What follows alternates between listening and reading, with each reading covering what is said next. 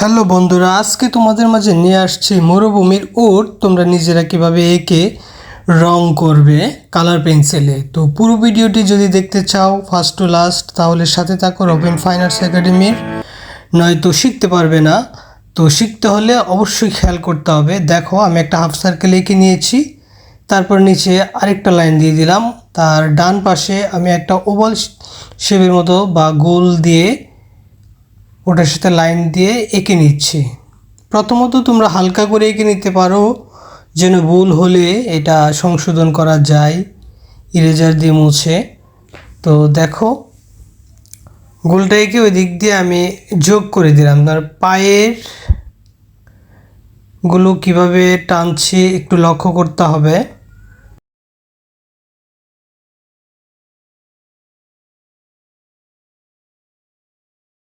এবং তাকে মরুভূমির জাহাজ বলা হয়। তো সে জায়গা থেকে আমরা জানি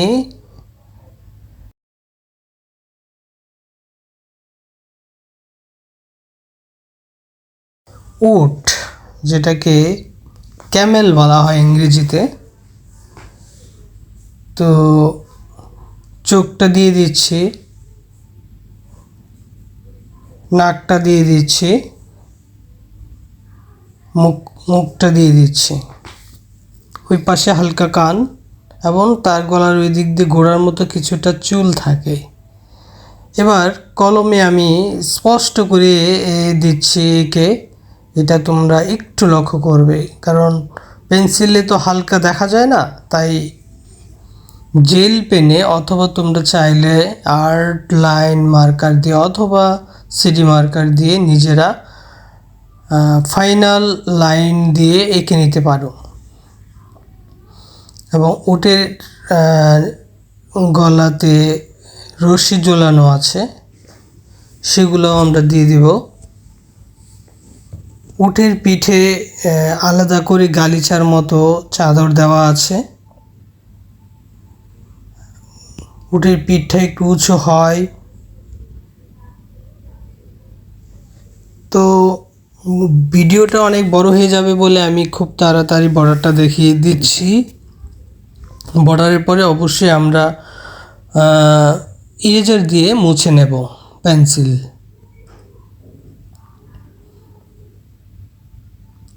মানে হেঁটে যাচ্ছে এরকম একটা মুভমেন্টে পাটা দেওয়া, সামনের পাটা, লেজটা খুব ছোট হয়। ইরেজার দিয়ে মুছে আবারও কোথাও পরিষ্কার করে কোথাও যতটুকু রশ্মি দেওয়া দিয়ে দিলাম।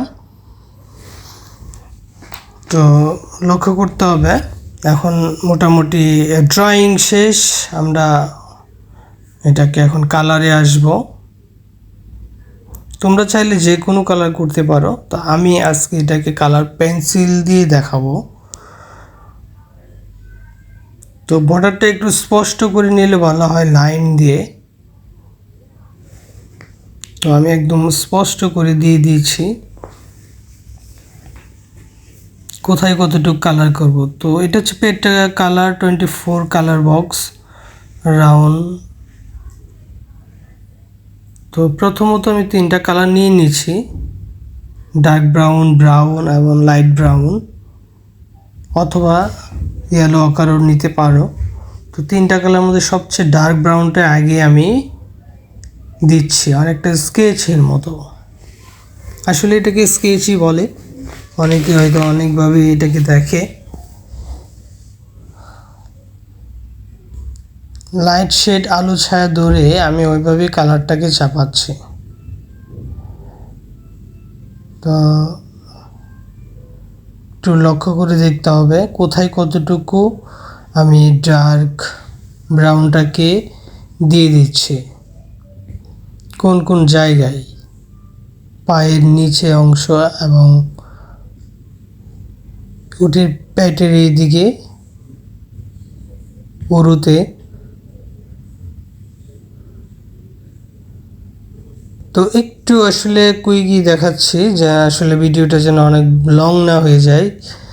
তো তোমরা আশা করছি এটা দেখলে নিজেরা বুঝতে পারবে কোথায় কতটুকু দিচ্ছি, এবং সাদা রেখে দিচ্ছি, আলো ছায়া ধরে ধরে আসলে আমি কালারটা করছি।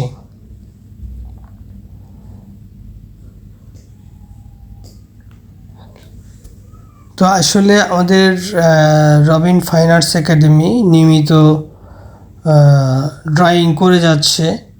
তো তোমরা যারা আসলে আমাদের রবিন ফাইন আর্টস একাডেমির সাথে আছো, তোমাদেরকে অসংখ্য ধন্যবাদ। নিজেরা এটা প্র্যাকটিস করবে অলওয়েজ বাসায়। একটা সময় তোমরা নিজেরাই আর্টে অনেক এক্সপার্ট হয়ে যাবে।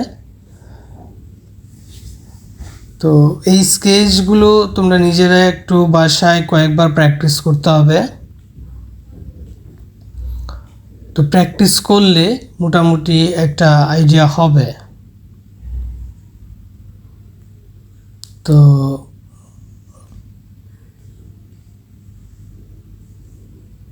ব্রাউনের পরে একদম শুধু ব্রাউন যেটা আমরা সেইটাকে দিয়ে দিচ্ছি, তারপরে লাইট ব্রাউনটা শেষের দিকে দিয়ে দেব, মানে হালকা বাদামি যেটা। তোমরা পুরাটাও যদি দিয়ে দাও, মানে ধরো কোথাও আলো ছায়ার দরকার নেই, মানে হালকা ব্রাউনটা পুরাটা দিয়ে দিলেও একটা সুন্দর হবে। কারণ তখন হয়তো এরকম ডাইমেনশন পাওয়া যাবে না, কিন্তু উটের ইয়াটা বোঝা যাবে। তো তার পিঠে যে গালিচার মতো চাদর, সেটাকে রেড কালার দিয়ে শেড করে দিয়ে দিচ্ছি, রেড আর পাশাপাশি সাথে অরেঞ্জ কালার।